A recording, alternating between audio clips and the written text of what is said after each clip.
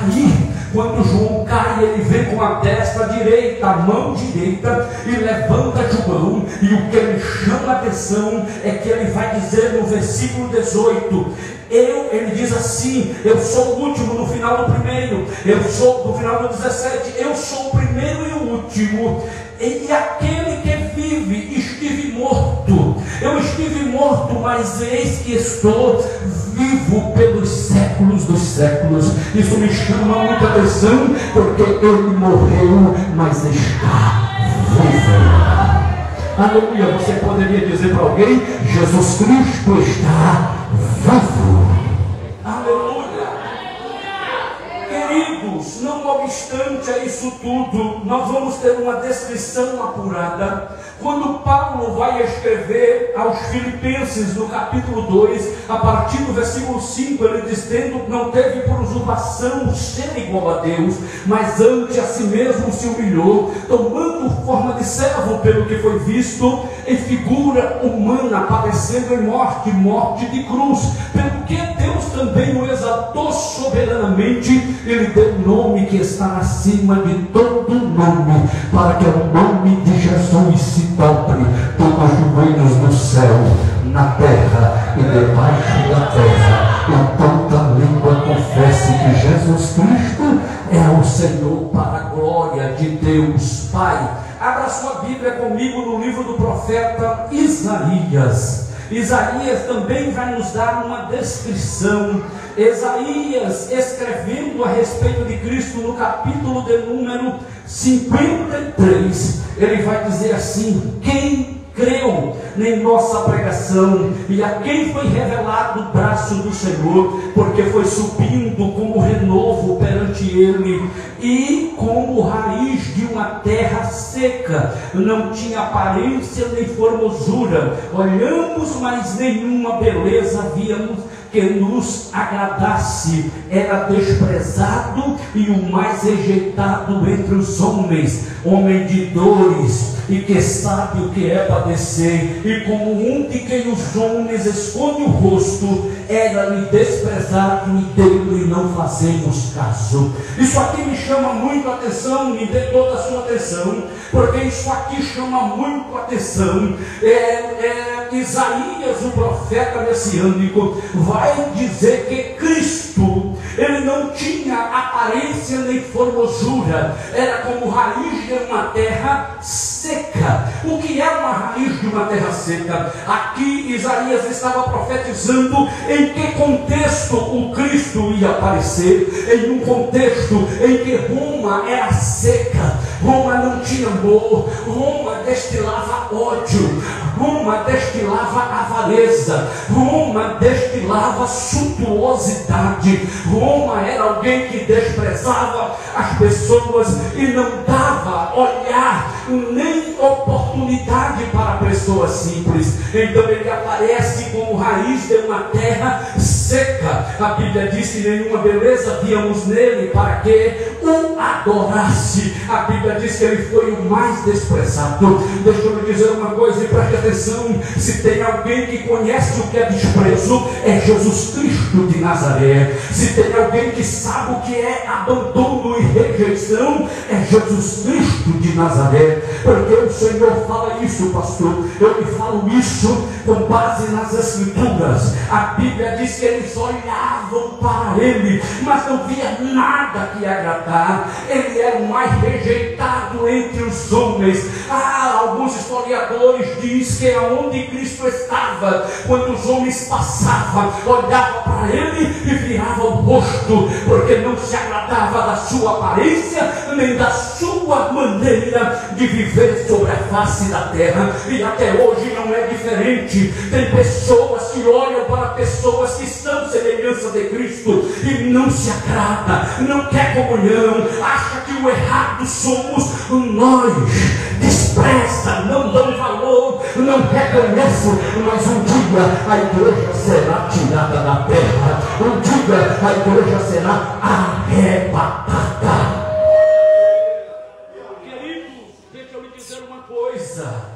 Cristo sabia o que era desprezo. Se você ler comigo João capítulo 1, versículo 11, sabe o que vai dizer? Ele veio para o que era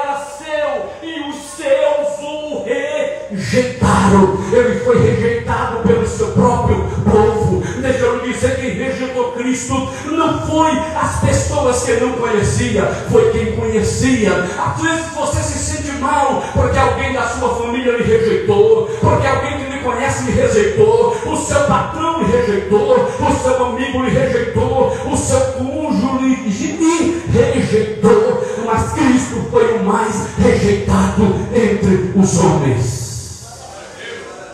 Se você parar para observar comigo, você vai ver que Cristo, no sopé do Monte das Oliveiras, ele dá o maior exemplo de cuidado, de se colocar no lugar do outro.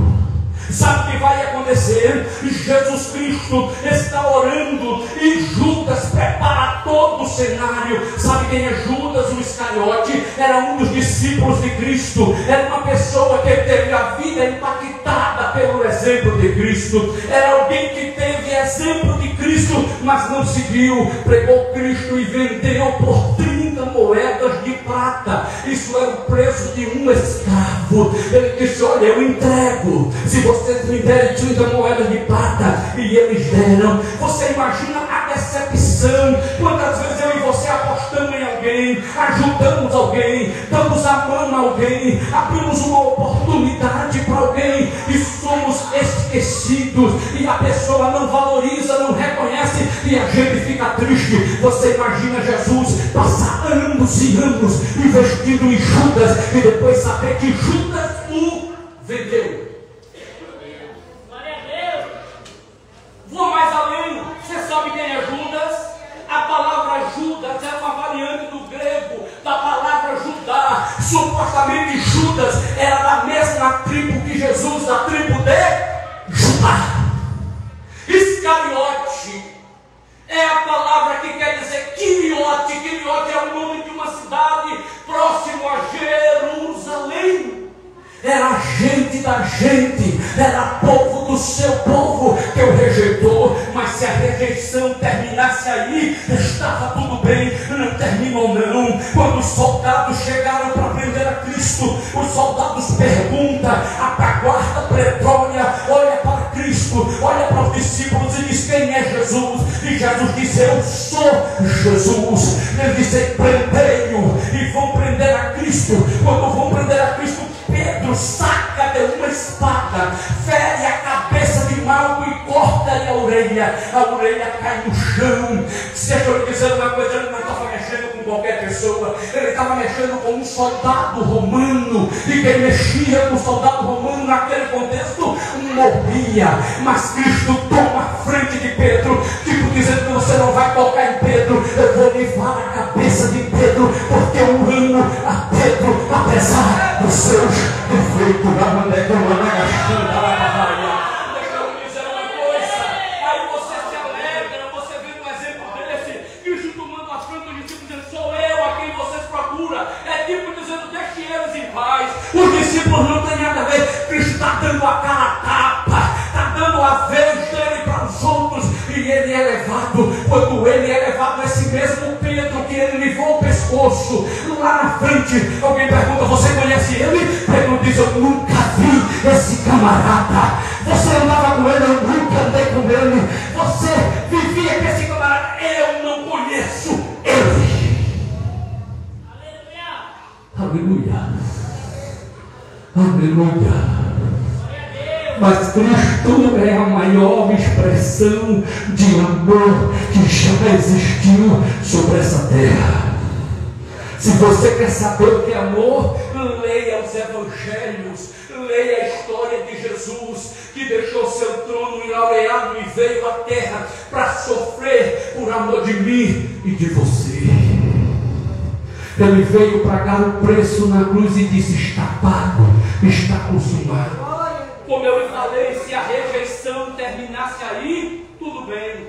Se a rejeição terminasse nesse momento com Pedro, tudo bem. Quando ele foi crucificado, observe comigo, algumas pessoas pegam e dizem assim: osso de carneiro. Deixa eu dizer uma coisa, não era osso de carneiro, era osso de chifre de carneiro. É um tipo de osso amolado. Ele levou 40 chicotadas. O azorrague, o instrumento que bateram nele, tinha ponta de ossos de chifre de carneiro e pedaço de chumbo. Quando o chifre de carneiro penetrava a carne, que rasgava a carne, a tira com chumbo batia na carne viva e machucava ele. Colocaram uma coroa de espinhos sobre a sua cabeça, para espinho penetrar, bateram com uma cana na cabeça dele, esbofetearam Cristo, bateram em Cristo, soltaram de Cristo, e Cristo suportou tudo. Sabe por quê?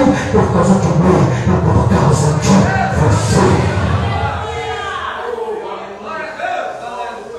Aleluia. Patíbulo, madeiro, deixa eu dizer uma coisa, aquela historinha de Cristo com roupinha, com pano enrolado, aquilo ali é cultura católica romana, porque crucificação romana era despido, pelado, e a maior vergonha para um judeu era mostrar o seu corpo nu até para a sua família. Mas ele ficou nu para que hoje você estivesse aqui bem vestido, perfumado, com uma melhor roupa, com a melhor glória que você tem para cada vida.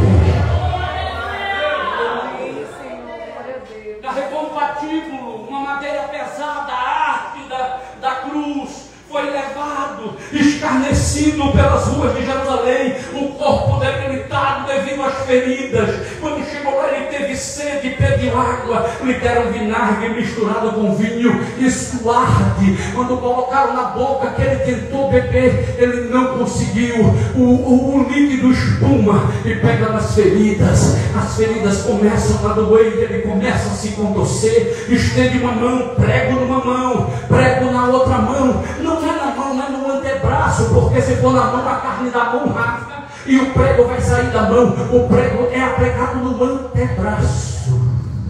De um lado, o braço esticado, colocado no outro.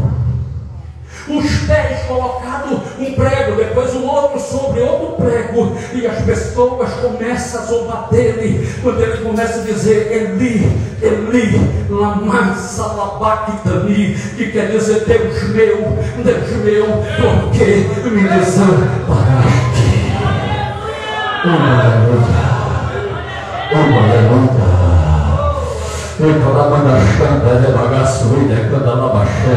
Você está sentindo a presença dele aqui? Ele está vivo.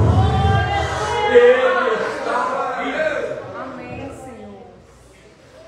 O maior desprezo, a Bíblia diz que ele diz: Deus meu, por que me desamparaste? Sabe por quê? Porque quando ele olha para o céu, Deus vira as costas, porque Deus não pode contemplar o pecado da humanidade sobre o seu Filho Santo. Sabe de quem era aquela cruz? Sabe de quem eram os pregos, os bofetes, as cuspidas, a coroa de espinho? Sabe de quem era? Tudo aquilo era meu e era seu. Mas ele levou sobre si. Oh, aleluia. Quem está entendendo a palavra? Levante a mão, abra a boca, abra a boca, abra a boca.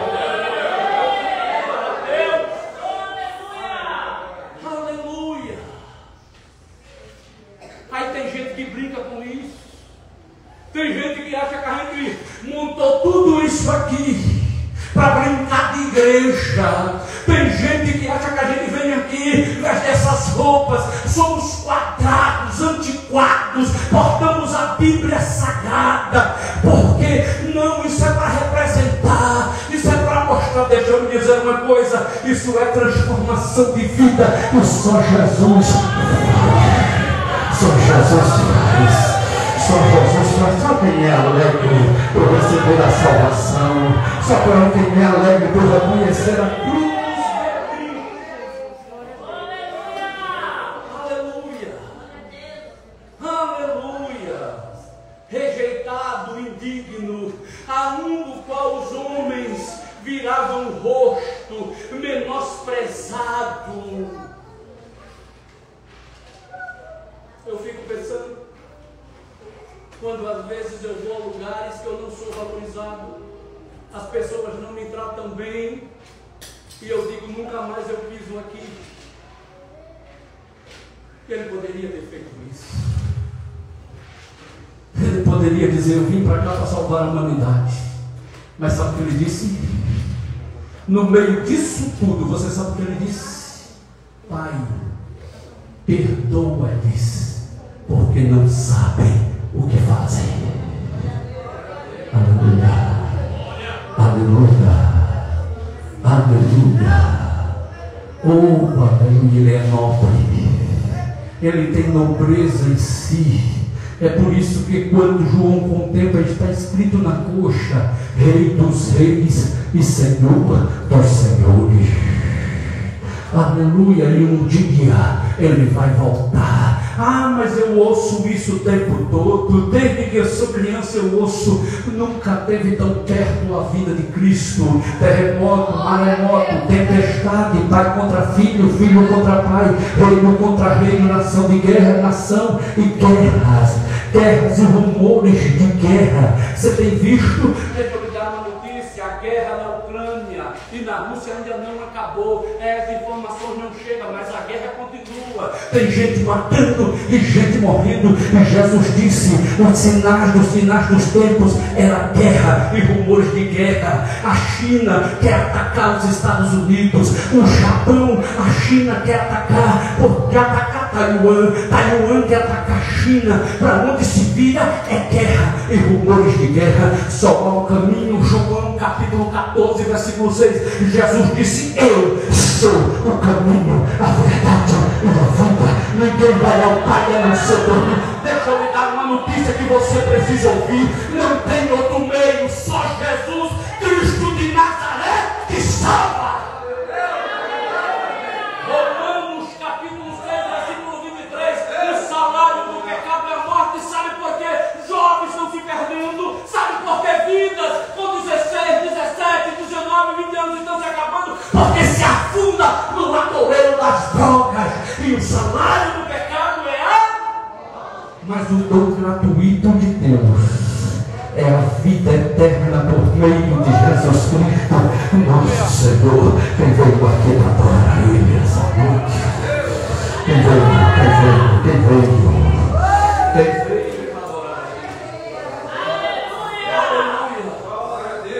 Aleluia! João 3,16.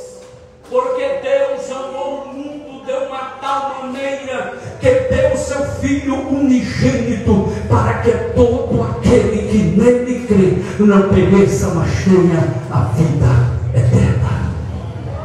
Aleluia, aleluia.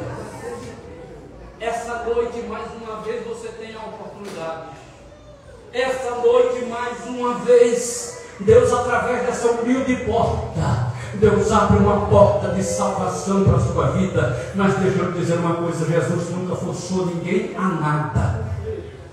Jesus mostra nas Escrituras dois caminhos: um caminho largo, que o final dele é perdição, é morte, e um caminho estreito, que o final dele é vida. Mas sabe o que ele disse quando ele mostrou os dois caminhos? Ele disse: escolhei, pois o caminho estreito. Mas ele não disse venha, não, ele disse é você que tem que escolher. Aleluia. E às vezes nós estamos num caminho largo, às vezes nós fazemos tudo o que queremos, às vezes nós somos os senhores das nossas vidas. Mas um dia, Filipenses capítulo 2 a partir do 5, um dia todo joelho vai ter que se dobrar diante a Ele e reconhecer que Ele é o Senhor, para a glória de Deus Pai. Amém? Eu não vou mais além. Eu quero convidar o grupo Guerreiro Vida Viva para a gente louvar a Deus e depois estar ministrando a Santa Ceia.